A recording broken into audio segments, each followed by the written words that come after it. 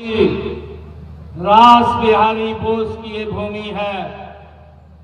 ये भूमि बंकिम चंद्र चट्टोपाध्याय की ये भूमि है और ये भूमि मातंगनी हाजरा की ये भूमि है। मैं उन माताओं को भी प्रणाम करता हूं जिन्होंने आजादी के आंदोलन में ऐसे महान शूरवीर दिए हैं। मैं इस बंगाल की पवित्र भूमि को प्रणाम करता हूं। आज मेरे लिए गर्व की बात है कि आज परिवर्तन इस यात्रा में हमारे बीच में जिला सभापति नवेंदु नस्कर जी, प्रदेश युवा मोर्चा के हमारे सभापति डॉक्टर इंद्रनील खान जी, हमारे राज्य के नेता सजल घोष जी, हमारे राष्ट्रीय काउंसिल के माननीय सदस्य श्री सांवर दनानिया जी, अनूप घोष जी, श्रीमती अर्पिता हल्लर जी और उपस्थित हमारी सभी माताएं बहनें और दूर दराज तक जहां तक भी आवाज आ रही है, सभी हमारे युवा साथी बहनें, आप सबको मैं दोनों हाथ जोड़ करके प्रणाम करता हूं, आप सबको नमन करता हूं। आज मेरे लिए परम सौभाग्य की बात है कि हरियाणा की उस पवित्र भूमि से आज बंगाल के सभी महानुभाव के बीच में आने का मुझे मौका मिला है। जिस भूमि से भगवान श्री कृष्ण ने सर्व मानव जाति के लिए गीता का संदेश दिया, कर्म का संदेश दिया। आज मुझे बंगाल की इस ऐतिहासिक भूमि पर आने का मौका मिला है। ये कुल्फी की इस पवित्र धरती पर आप सभी माताओं बहनों, नौजवान साथियों और किसानों को और हमारे मछली पालन किसान, मैं आप सबको सादर प्रणाम करता हूं। आप उस धरा के निवासी हैं जो भारतीय इतिहास, संस्कृति और संघर्ष की ये धरती रही है। ये वही क्षेत्र है जहां से बंगाल की समृद्ध सांस्कृतिक विरासत और देशभक्ति की भावना पूरे देश में फैलती है। साथियों, कहा भी है, बांग्लार माटी बांग्लार मानुष, बंगाल मेरी, बंगाल की मिट्टी और बंगाल के लोग हमारे गर्व हैं। ये बात ये कही गई है। साथियों, मैं बंगाल की इस पुण्य भूमि को नमन करता हूं और यह वही बंगाल है जिसने भारत की आजादी को एक नई दिशा देने का काम यहां के रणबांकुरों ने किया है, जिसने देश को स्वामी विवेकानंद जी और नेताजी सुभाष चंद्र बोस, बंकिम चंद्र चट्टोपाध्याय जी, डॉक्टर श्यामा प्रसाद मुखर्जी जैसे देशभक्त इस पवित्र भूमि ने दिए हैं। ऐसे महान राष्ट्रभक्त इस पवित्र भूमि ने दिए हैं। साथियों, इस धरती ने देश को वंदे मातरम का मंत्र दिया है और इस भूमि ने राष्ट्रवाद की वो ज्योति जलाई है जो आज भी करोड़ों भारतीयों के दिलों में वो जग रही है। साथियों, आज यह जनसभा ये केवल एक राजनीतिक कार्यक्रम नहीं है साथियों, बल्कि ये बंगाल के ये परिवर्तन की ये पुकार है। और हम सब ने मिलकर के इस बंगाल से ये जो लचर पचर और भ्रष्टाचार की दलदल में ये फंसी हुई, जहां लाइन ऑर्डर भी नहीं है, उस सरकार को उखाड़ फेंकने का आज संकल्प लेकर के हम यहां से जाएंगे। साथियों, यह उस आवाज का ये प्रतीक है जो पिछले कई वर्षों से दबाई जा रही है। पश्चिम बंगाल की जनता आज बदलाव चाहती है। पश्चिम बंगाल की जनता आज विकास चाहती है और भय तथा भ्रष्टाचार से आज बंगाल की जनता मुक्ति चाहती है। साथियों, आपका उत्साह, आपका स्नेह और इस जनसभा में इतनी भारी संख्या में आप लोग यहाँ उपस्थित हुए हैं, ये स्पष्ट संकेत है कि पश्चिम बंगाल अब परिवर्तन की राह पर गति से आगे बढ़ रहा है। साथियों, आज बंगाल विकास चाहता है, आज बंगाल सुशासन चाहता है। साथियों, आज कुल्पी की जनता भी यही कह रही है कि आमरा पोरी वोट तो ने चाहिए उन्नो यंग चाहिए। आज बंगाल की जनता यानी बदलाव चाहिए और हमें विकास चाहिए, ये बंगाल की जनता आज बोल रही है। साथियों, मुझे ये गर्व की बात है कि इस दक्षिणी 24 परगना और कुल्पी क्षेत्र की अपनी एक खास पहचान भी है। मेरे लिए बड़े गर्व की बात है, आप लोग मेहनती हैं, समुद्र और नदी के किनारे आप रहने वाले हैं। चाहे आप मछुआरे परिवार से हों, चाहे किसान परिवार से हों या छोटे, सब अपनी मेहनत से आप लोग जीवन यापन करते हैं। लेकिन दुर्भाग्य यह है कि आपको वो सुविधाएं और वो अवसर नहीं मिले हैं जिनके आप हकदार हैं। साथियों, उससे इस सरकार ने वंचित रखा है। आज भी आप हर साल जहां इस क्षेत्र के अंदर चक्रवात और प्राकृतिक आपदाओं को निरंतर आप झेलते हैं, इन आपदाओं के बाद राहत और पुनर्वास के नाम पर जो ये सरकार, ये ममता की सरकार जो भ्रष्टाचार करती है, वह किसी से छिपा हुआ नहीं है। साथियों, जिन गरीब लोगों के घर टूट गए, जिनकी नावें इस चक्रवात में बह गई, जिनकी खेती बर्बाद हो गई, उनके हिस्से का पैसा भी इस ममता सरकार ने भ्रष्टाचार की भेंट चढ़ा दिया। साथियों, दिल रोता है कि यह गरीबों के साथ कितना बड़ा अन्याय ये ममता की सरकार कर रही है। साथियों, आज यहाँ के किसान अपनी उपज का उचित मूल्य पाने के लिए संघर्ष करते हैं।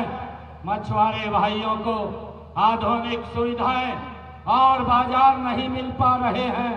युवा बेरोजगारी से परेशान हैं और उन्हें रोजी रोटी के लिए हमारे भाई बोल रहे थे कि बाहर ना जाना पड़े, उनको यहीं पर रह करके रोजगार मिले ताकि वो अपने माता पिता के साथ यहीं पर रह करके वो अच्छा जीवन व्यतीत कर सके।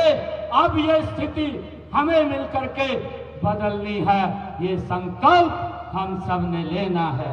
भाइयों बहनों, आज बंगाल की हवाओं में एक छटपटाहट है और वो जिस बंगाल ने कभी पूरे देश को दिशा दिखाई और जिस बंगाल ने वंदे मातरम का उद्घोष किया, आज वही बंगाल भ्रष्टाचार, तुष्टीकरण और हिंसा की बेड़ियों में आज जकड़ा हुआ महसूस कर रहा है। साथियों, मैं ये कहना चाह रहा हूं कि मेरे भाई बहन, क्या आपने यह दिन देखने के लिए बलिदान दिए थे?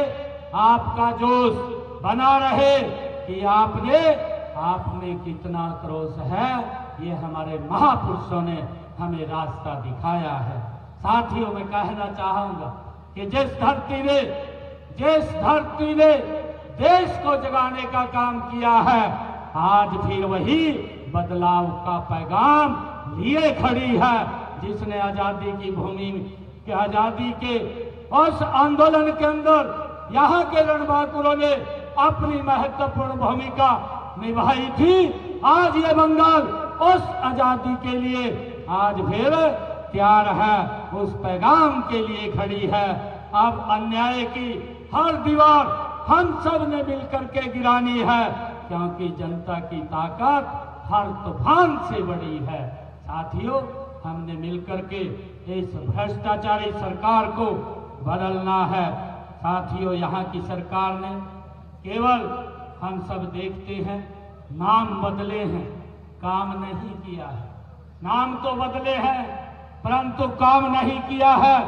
पहले वामपंथियों ने बंगाल के उद्योगों को उजाड़ने का काम किया और अब ममता सरकार उन उद्योगों को पलायन करने के ऊपर वो मजबूर कर रही है।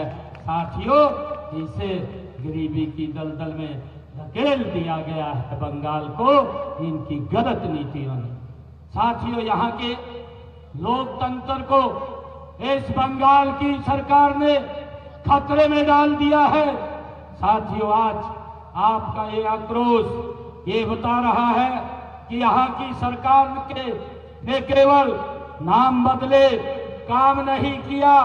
साथियों, तृणमूल कांग्रेस ने बंगाल को घुसपैठियों के लिए ये सुरक्षित जगह ये ममता ने बनाई है। बंगाल के घुसपैठियों के लिए ये बंगाल को यहाँ सुरक्षित जगह बनाने का काम ये ममता ने किया है, ममता की सरकार ने किया है।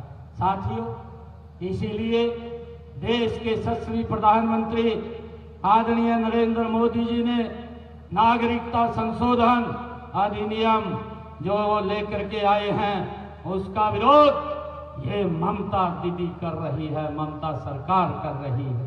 साथियों, दूसरी तरफ हम नाम शूद्र और मतुआ समाज से इनको दिक्कत है। यही नहीं, रामनवमी के जुलूस भी इन्हें परेशान करते हैं। ममता दीदी को इससे भी परेशानी है कि कोई जय श्री राम बोलेगा, परंतु जो राम का नहीं है, जो राम का नहीं है, वो किसी काम का नहीं है। साथियों, ये पूरी दुनिया जानती है।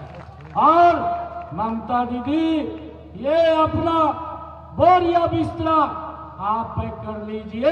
अब बंगाल की जनता आज बंगाल को आगे मोदी जी के नेतृत्व में आगे बढ़ाने का मन बना चुकी है।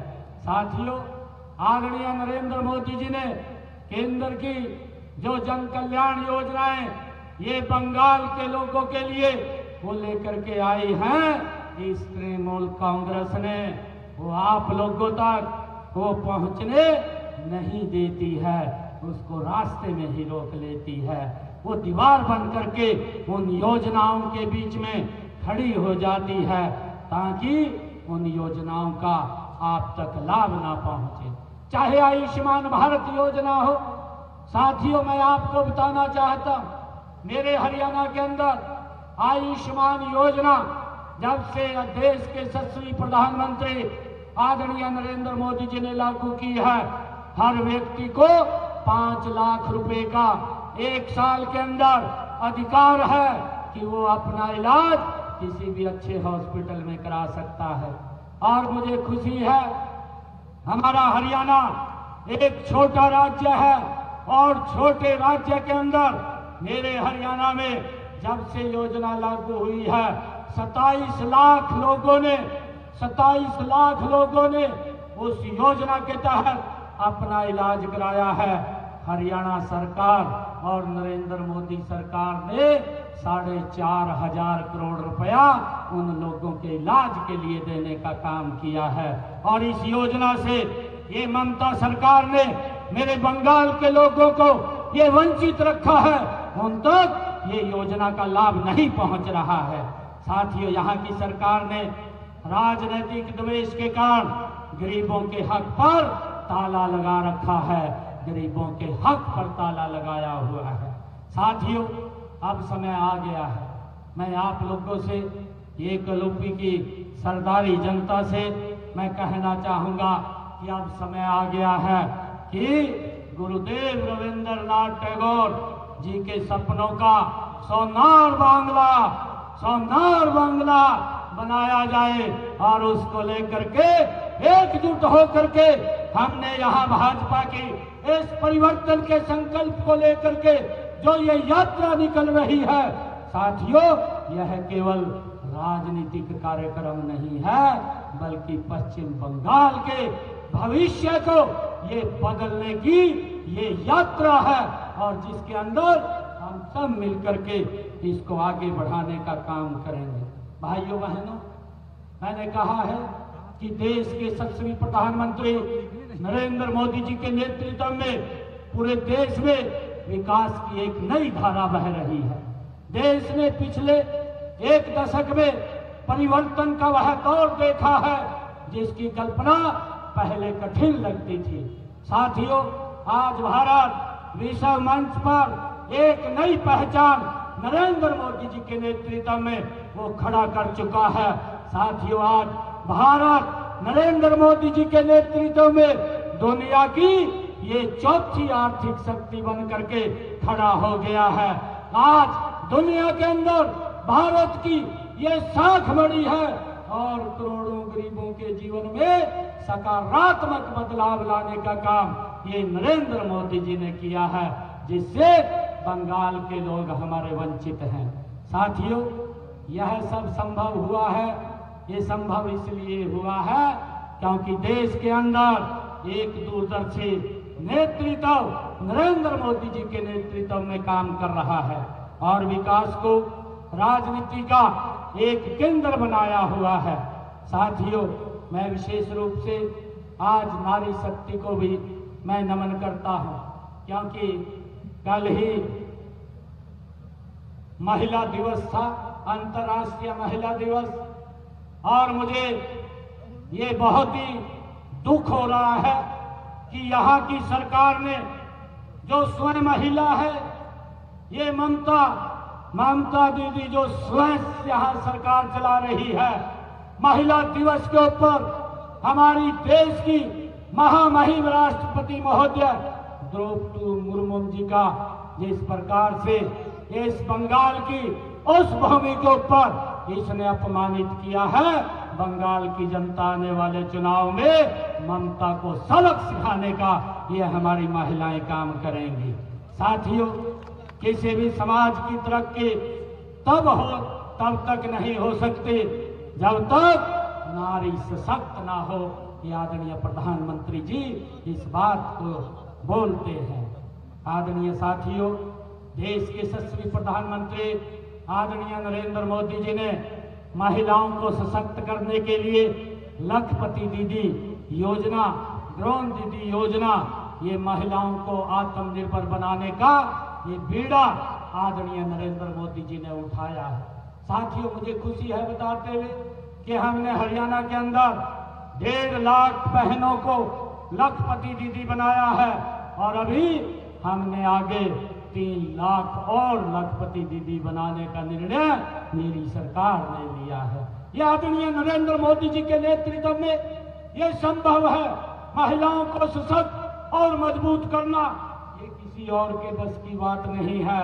आदरणीय साथियों, बीमा सखी योजना के माध्यम से बहनों को रोजगार देने का काम ये नरेंद्र मोदी और हमारी सरकार डबल इंजन की सरकार कर रही है।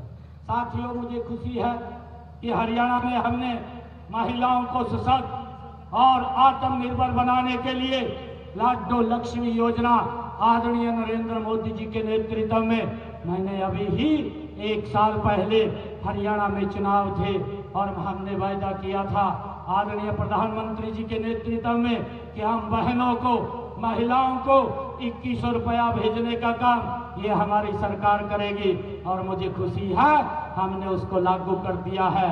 5 किस्तें हमने बहनों के खाते में पहुंचा करके 2100 रुपये महीने की और हमने लगभग 750 करोड़ रुपया 5 किस्तों के माध्यम से बहनों के खाते में पहुंचाने का काम ये नरेंद्र मोदी जी के नेतृत्व में किया है। साथियों, परंतु मैं ये कहना चाहता हूं कि बंगाल में तो महिलाओं की क्या दशा है इसको पूरा देश जानता है। जहां की मुख्यमंत्री महिला हो, सबसे ज्यादा अत्याचार महिलाओं के ऊपर उसकी सरकार में होता है।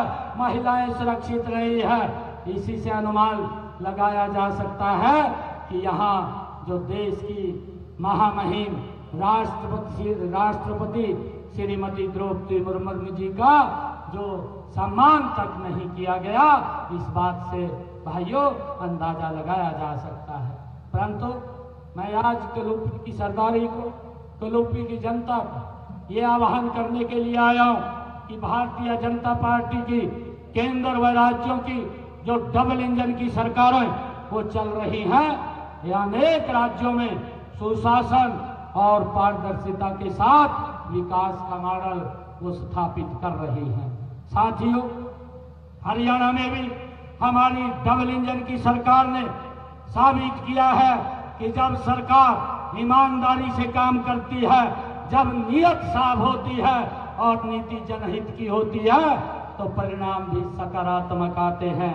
हमने हरियाणा की व्यवस्था को पारदर्शी बनाया है, युवाओं को बिना भेदभाव के अवसर दिए हैं, किसानों के हित को, रक्षा और विकास को गांव गांव तक पहुंचाने का काम हमारी नरेंद्र मोदी जी के नेतृत्व में डबल इंजन सरकार काम कर रही है। साथियों, मुझे कहते हुए यहाँ की सरकार ने तो उद्योगों को यहाँ से पलायन करने पर मजबूर कर दिया, परंतु युवाओं को रोजगार नहीं है। हमारा युवा बाहर रोजगार के लिए बाहर जा करके देखता है, परंतु यहाँ पर रोजगार नहीं है। मैं आपको एक विश्वास दिलाता हूँ कि आप एकजुट होकर के आप नरेंद्र मोदी जी के नेतृत्व में यहाँ पर कमल का फूल खिलाइए और जब सरकार बनेगी, जो उद्योग पलायन करके बंगाल से गए हैं वो सारे के सारे उद्योग वो बंगाल की धरती पर पुनः स्थापित हो जाएंगे और यहाँ के युवाओं को यहीं पर रोजगार मिलेगा, उन्हें बाहर नहीं जाना पड़ेगा। साथियों, यही हमारे सुशासन का मॉडल है और वह है यहाँ के छात्र, यहाँ के किसान, यहाँ के मजदूर, यहाँ के उद्यमी देश की प्रगति में अपना बड़ा योगदान दे सकते हैं। लेकिन जब व्यवस्था पारदर्शिता नहीं होती, जब भ्रष्टाचार व्यवस्था की जड़ जकड़ लेता है, तब राजनीतिक हिंसा का ये वातावरण बनता है, तब विकास रुक जाता है और प्रतिभा अवसर नहीं मिलता है। साथियों, इन दिनों भारतीय जनता पार्टी की जो ये परिवर्तन यात्रा इस व्यवस्था को बदलने का ये जगह जगह जा करके आह्वान कर रही है। यह यात्रा कह रही है कि बंगाल को हिंसा से मुक्ति चाहिए, बंगाल को भ्रष्टाचार से मुक्ति चाहिए, बंगाल को तुष्टीकरण से मुक्ति चाहिए, बंगाल को ऐसी सरकार चाहिए जो सभी नागरिकों को समान अवसर दे, जो कानून का राज स्थापित करे और जो विकास को प्राथमिकता दे। साथियों, लोकतंत्र की सबसे बड़ी ताकत अगर कोई होता है तो वो जनता होती है और जब जनता ठान लेती है तो बदलाव वो निश्चित हो जाता है। अब परिवर्तन अवश्य होगा।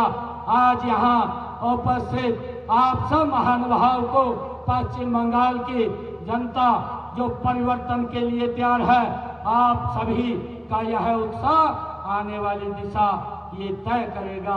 साथियों, मैं ये कहना चाहूँगा, अब अंधेरों से समझौता नहीं होगा। अब अन्याय का चेहरा कहीं नहीं छिपेगा। जब जनता परिवर्तन का संकल्प लेती है तो नई राह बनेगी, नया इतिहास बनेगा।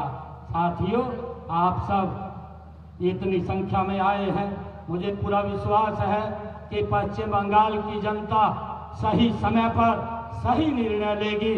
यह राज्य फिर से अपनी पहचान बनाएगा, जो पहचान हमारे बंगाल की थी। युवाओं के सपनों को नई उड़ान मिलेगी, यहाँ की संस्कृति और उद्योग को नई ऊर्जा प्राप्त होगी। मैं आप सभी का दिल से आभार व्यक्त करता हूँ। साथियों, आइए हम सब मिलकर के एक संकल्प लें और संकल्प ले सोनार बांग्ला, सोनार बांग्ला गौरवो, उन्योर बांग्ला गौरवे।